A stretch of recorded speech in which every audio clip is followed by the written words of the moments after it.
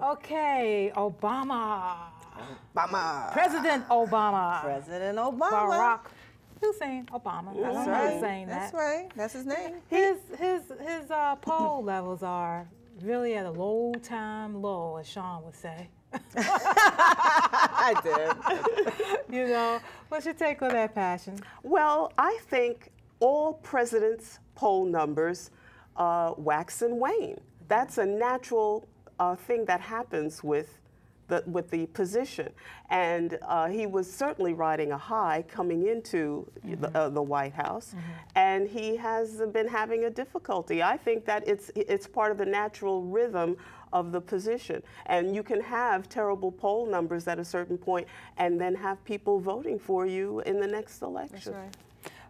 Well, you know, we're going to roll a tape of Obama at a town hall meeting. I am a chief financial officer for a veteran service organization, AMVETS, here in Washington. I'm also a mother, I'm a wife, I'm an American veteran, and I'm one of your middle-class Americans. And quite frankly, I'm exhausted. I'm exhausted of defending you, defending your administration, defending the mantle of change that I voted for, and deeply disappointed with where we are right now. I've been told that I voted for a man who said he was going to change things in a meaningful way for the middle class. I'm one of those people, and I'm waiting, sir. I'm waiting. I don't feel it yet. And I thought, well, it wouldn't be in great measure. I would feel it in some small measure. I have 2 children in private school, and the financial recession has taken an enormous toll on my family. My husband and I have joked for years that we thought we were well beyond the hot dogs and beans era of our lives. Right. But quite frankly, it's starting to knock on our door and ring true that might be where we're headed again. And quite frankly, Mr. President, I need you to answer this honestly. Is this my new reality? I want to make a comment about the woman, the lady that made the comment. Her comment, I was going to say, was a little skewed because she reportedly said afterwards, I thought there was something secret that he knew. When somebody asked her about it, she said, I guess I started to believe on some level that he had a magic wand. Let's hear what the caller has to say. I'm sorry. Go ahead. Caller? Yes, hi. My name is Dietra, and I'm calling from Holland. You know, what that woman said just now on that clip, it seems like those that are against Obama, whether they're red, white, or blue, they're taking that tape and they're going to use that to bring him down. I disagree with what that lady said. Now, you know, you got to look at it. When you first moved in the house, you might have moved in behind some people that were undesirable tenants.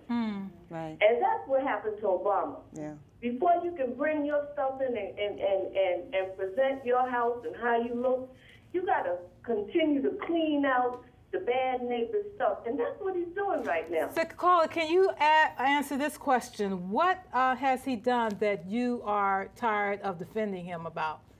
Well, I've never felt like I had to defend Obama. Absolutely. Okay.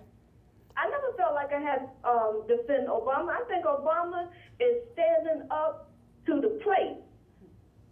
I think that he is trying his best, and he's doing a damn good job at turning around. That's right. He's being bombarded, sideswiped with all of the outcome of racism.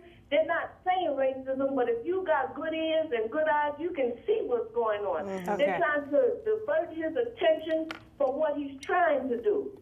The man has got to the left, he should have went right. If he goes to the right, he should have went left. Okay, thank you, caller. Thank you for your comment. Thank you so much. The man is putting out 25 fires, and whenever he's taking care of one aspect, people are complaining he's not taking care of another aspect. But the reason why I brought up the lady, and I wanted to say the magic wand, get that comment out, is because she had obviously unrealistic expectations. Absolutely. She admits that afterwards. That's not on the tape. What she says on the tape is, you know, I'm tired of defending you. We got this problem and that problem, and you haven't done it. Yeah, but you're not saying when somebody talks to you afterward, well, actually, I thought he could walk on water and he can't. Okay, let's hear what this caller has to say. That was really what she was saying, and that's what we should have saw, because that would have been the Let's hear what this caller has to say. Caller? Yes. Where are you calling from, and what's your name? My name is Tamara, and I'm calling from Manhattan. Hi, Tamara. What's your question or comment?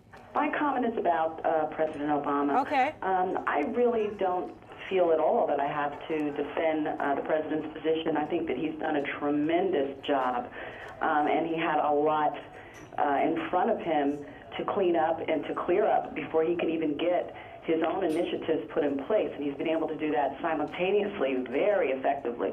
So I've never felt, and it may be that people don't even approach me to even say anything where I would have to defend his position, but I feel in no way, shape, or form is there any way that anyone would need to defend anything that he's done, because he's done such a remarkable job. I'm constantly defending the president. I'm constantly defending him, and I do feel like I have to defend him because I see on television all the time these spin doctors spinning things out of control. There is a saying that Republicans know how to campaign, Democrats know how to govern. Okay, Republicans know how to spin things, and they spin them against the president. Have you ever been polled? Yes. You've been polled before? Really? I've never, about the president?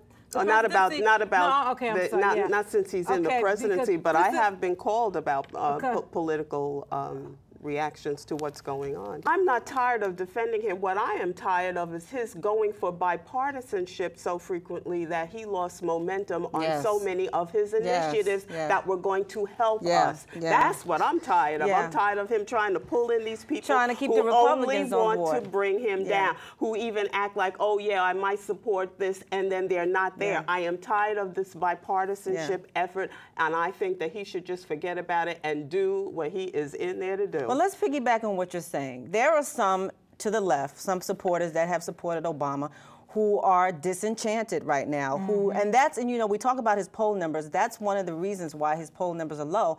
These are not the people that never supported him. These are people that put him over the top. So he needs to get these people back. Some of the things they're upset about. Some people think he gave up too soon on the public option for health care. Some people want us out of Afghanistan, even though he campaigned that he would send more troops. Some of us don't want war in Afghanistan. I know that, but some people still want us out of the war. He was supposed to be the peace president, okay? Some people are confused about where he stands on the Bush tax cuts.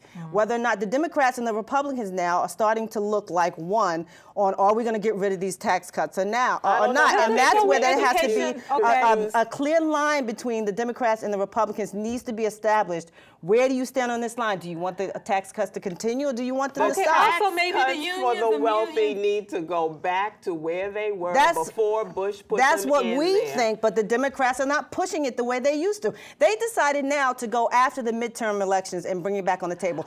The time was now to do that. And it's not up to us to defend Obama. What about the other Democrats? They're not.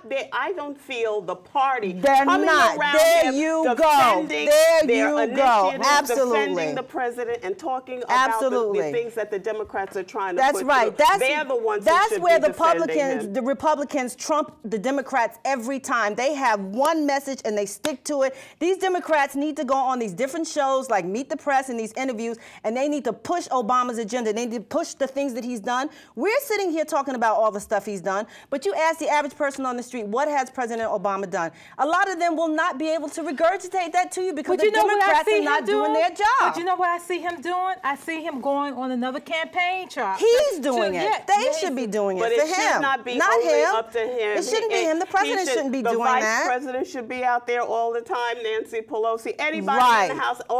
He has surrogates who need to be out here pushing his agenda. His agenda. That's right. I'm on his email, and I see him having these town meetings, meeting people, not him himself, but his followers, the Democrats meeting in people's living rooms, trying to knock on people. They haven't knocked on my door, but knock on people's doors, trying to tell people what they have done. They're not consistent with the message, Dietra. These people that before he came into office, everybody wanted a universal health care. The Democrats were on board with this. Now all of a sudden they're shying away from it like it was a bad thing. They won't get on. They're afraid to go on these shows and do interviews and say, yes, we push for universal health care. Yes, we have health care bill. Yeah. Yes, we're excited about that. We did financial reform. Yes, yes, yes. But they allow the Republicans to spin it. And we still would like to hear the viewers' comment. Please call in 212-757-1393. This is a live show, SISTAH TALK TV show. You know, you get disenchanted with what he's doing, and you let those